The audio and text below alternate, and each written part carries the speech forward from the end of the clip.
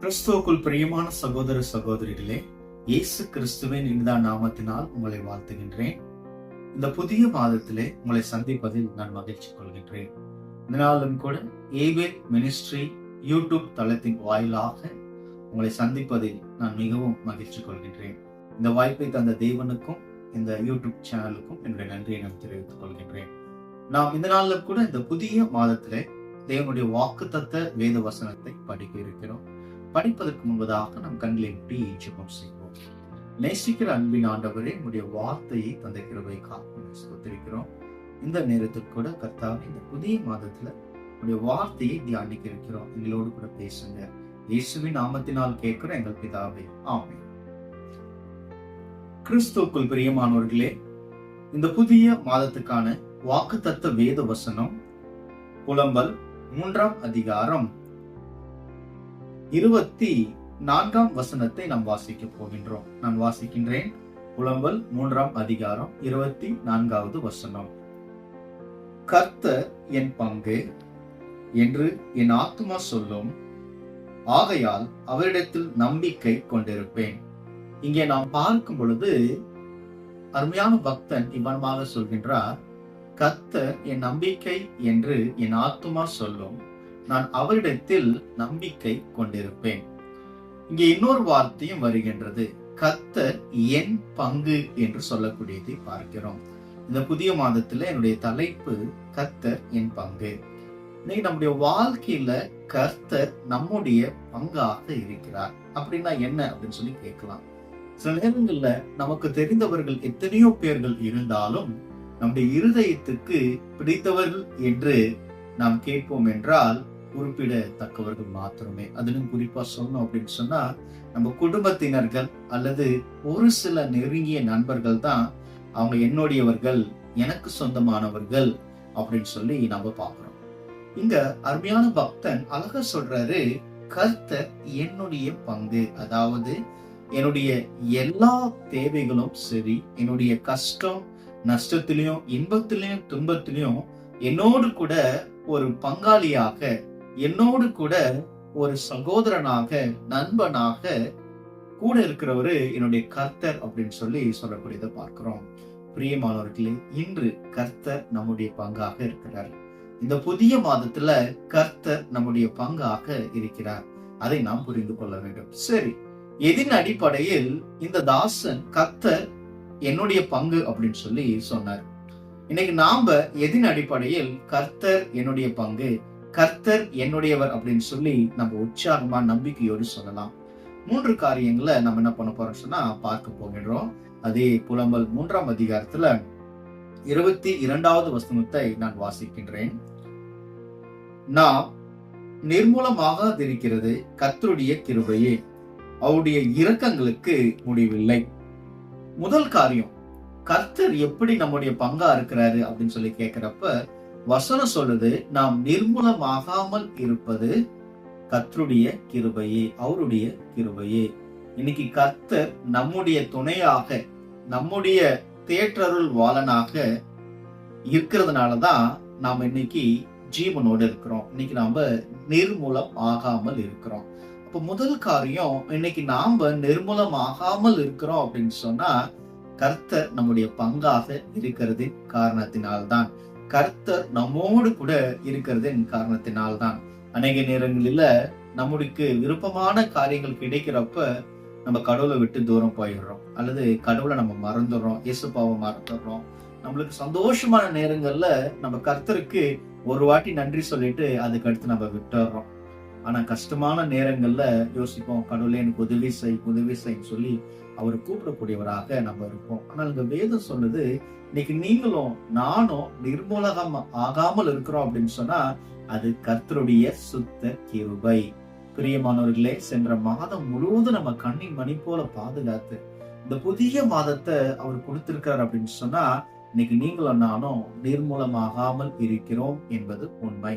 அதை நாம் நன்றாக புரிந்து கொள்ள வேண்டும். நம்ம வாசிக்கிறப்ப அவர் சொல்றாரு பக்தன், நாம் நிர்மூலமாகாம இருக்கிறது கர்த்தருடைய கிருபையே, அவருடைய இரக்கங்களுக்கு முடிவில்லை. இங்க பார்த்தீங்கன்னா அவர் அழகா ஒரு வார்த்தையை பயன்படுத்துறாரு, அவருடைய கிருபையை பயன்படுத்துறாரு. அதுக்கடுத்து அவருடைய இரக்கங்களுக்கு முடிவில்லை. அப்படின்னா நாங்க இன்னைக்கு உயிரோட இருக்கிறேன்னா அவருடைய கிருபை தான், அது உண்மைதான். ஆனா நான் அழிய வேணும்னு நினைச்சேன்னா என்னைக்கும் நான் அழிஞ்சு போயிட்டு இருக்க வேண்டும். ஏன்னா என்னுடைய பாவங்கள் அப்படி இருக்கு, என்னுடைய எண்ணங்கள் சிந்தனைகள் அப்படி இருக்குது.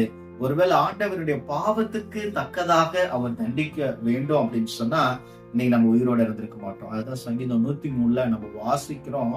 எங்களுடைய அக்கிரமங்களுக்கு தக்கதாய் நீங்க எங்களை தண்டிச்சீங்கன்னு சொன்னா இன்னைக்கு நாங்க ஜீவனோடு இருக்க மாட்டோம்னு சொல்லி அங்க சங்கீதக்காரன் சொல்றதை பார்ப்போம். அப்ப வசனம் சொல்றது அவருடைய கிருபைக்கு அவருடைய இரக்கங்களுக்கு முடிவில்லை. அப்படின்னா நம்ம எத்தனை தடவை அவரை விட்டு வழி விலகி போயிருக்கோம், எத்தனை தடவை அவருடைய வார்த்தைக்கு விரோதமான காரியங்களை செய்திருக்கிறோம், எத்தனை தடவை நம்ம பாவம் செஞ்சிருக்கிறோம். ஆனால் ஆண்டவர் அவருடைய இரக்கத்தினாலும் அவருடைய கிருபையினாலும் அவருடைய அன்பினாலும் நம்ம என்ன பண்றாருன்னு சொன்னா நம்மை ஆண்டவர் நடத்தக்கூடியவரா இருக்கிறாரு. ஆம் பிரியமானவர்களே, இன்னைக்கு கர்த்தர் நம்முடைய பங்கா இருக்கிறதுனாலதான் இன்னைக்கு நீங்களும் நானும் நிர்முகம் ஆகாமல் இருக்கிறோம் அப்படின்றத நம்ம புரிந்து கொள்ள வேண்டும். இரண்டாவது காரியம், ஏன் நம்ம இன்னும் நிர்மூலம் ஆகாமல் இருக்கிறோம் அப்படின்னு சொல்லி நம்ம கேட்டோம் அப்படின்னு சொன்னா, நான் வாசிக்கின்றேன் 23வது வசனம். அவைகள் காலை தோறும் புதியவைகள், உமது உண்மை பெரிதாய் இருக்கிறது. வேதம் சொல்லுது அவைகள் காலை தோறும் புதியவை. எவைகள்? ஆண்டுடைய இரக்கம், ஆண்டுடைய கிருபை காலை தோறும் புதியவைகள். அப்ப இரண்டாவது காரியம் என்னன்னு சொல்லி கேட்டீங்கன்னு சொன்னா, காலை தோறும் புதிதாய் நடத்துகிறார். அதாவது ஒவ்வொரு நாளும் ஆண்டவர் நம்மை புதிதாய் நடத்துகிறார். இதை நம்ம புரிஞ்சுக்கணும்னு சொன்னா, நான் இன்னைக்கு பயங்கரமா பாவம் செய்யறேன், ஆண்டரை விட்டு வழி விலகி சொல்றேன், நான் தூங்குறதுக்கு முன்னாடி அல்லது என்னுடைய பாவத்தை உணர்ந்தப்ப நான் ஆண்டர்கிட்ட மன்னிப்பு கேட்டுட்டேன், ஆண்டவர் என்ன மன்னிச்சுட்டாரு. அடுத்த நாள் என்ன ஒரு புதிதான ஒரு மனிதனை போல, நான் பாவமே செய்யாத ஒரு மனிதனை போல, ஒரு பரிசுத்தமான ஒரு மனிதனை போல ஆண்டவர் என்னை புதிதாய் நடத்துகிறார் அப்படி சொல்லலாம். இரண்டாவது, ஒவ்வொரு நாளும் அற்புதத்தால் அதிசயத்தால் என்னால புதிதாக்குறாரு. நீங்க யோசித்து பாருங்களேன், உங்க வாழ்க்கையில எவ்வளவு பிரச்சனைகள் வந்திருக்கும்.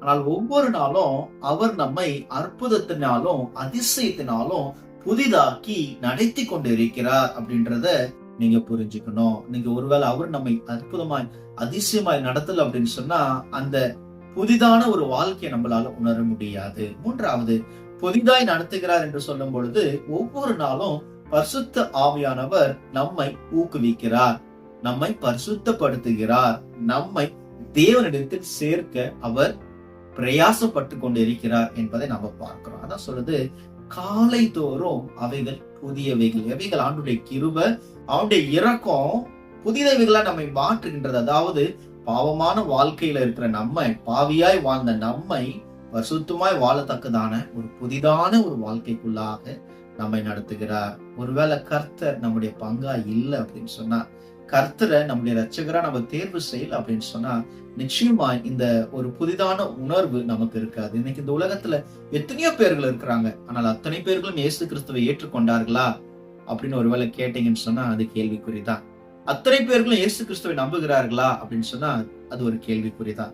ஆனா இன்னைக்கு நீங்க நானு ஆண்டவரை நம்புறோம் அப்படின்னு சொன்னா ஆண்டவர் நம்மை அதிசயமாய் நடத்துகிறார். இந்த புதிய மாதத்துல உங்க வாழ்க்கையில ஆண்டவர் ஒரு புதிதான அற்புதத்தை, அடையாளத்தை உணரும்படி அவர் செய்வார். ஆனால் அதற்கு நீங்கள் ஆண்டவரோடு கூட இணைந்து இருக்கணும், இசைந்து இருக்கணும். அது ரொம்ப ரொம்ப முக்கியமானதாக இருக்கிறது என்று நம்ம பார்க்கிறோம். கடைசியாய் மூன்றாவது நம்ம பார்க்கிறோம் இல்லைங்களா, கர்த்தனுடைய பங்கு அப்படின்னு சொல்லி நம்ம பார்த்துட்டு இருக்கோம். மூன்றாவது என்னன்னு சொல்லி கேட்கிறப்ப வசனம் சொல்லுது 23, 24, உமது உண்மை பெரிதாய் இருக்கிறது, கர்த்தர் என் பங்கு என்று என் ஆத்துமா சொல்லும், ஆகையால் அவரிடத்தில் நம்பிக்கை கொண்டிருப்பேன். உண்மையுள்ள நம் கர்த்தர் உண்மையுள்ளவர் அல்லது நம்பத்தக்கவர். இன்னைக்கு நீங்க பாத்தீங்க அப்படின்னு சொன்னா நான் தைரியமா சொல்லலாம் என்னுடைய பங்கு என்னுடைய கர்த்தர் அப்படின்னு சொல்லி, நான் தைரியமா சொல்லலாம் என்னுடைய ரட்சகர் என்னுடைய கர்த்தர் அப்படின்னு சொல்லி. ஏன் அப்படின்னு சொன்னா வேதம் சொல்றது அவர் உண்மை உள்ளவரா இருக்கிறார், அவருடைய உண்மை பெரிதா இருக்கிறது. அப்படின்னா அவரு உங்க வாழ்க்கையில ஒரு வாக்குத்தத்தம் பண்ணிருக்கிறாருன்னு சொன்னா அதை நிறைவேற்றுவாரு. உங்க வாழ்க்கையில நான் இதை செய்வேன் அதை செய்வேன்னு சொல்லியிருக்காருன்னா நிச்சயமாய் அதை அவர் நிறைவேற்றக்கூடியவராக இருக்கிறார் அப்படின்னு சொல்லி வேதம் சொல்லக்கூடியதை பார்க்கிறோம். ஆகையால் தான் நம்ம வேதத்துல பார்க்கிறோம், அவருடைய உண்மை பெரிதாய் இருக்கிறது அப்படின்னு சொல்லிட்டு அங்க நம்ம வாசிக்கிறோம்.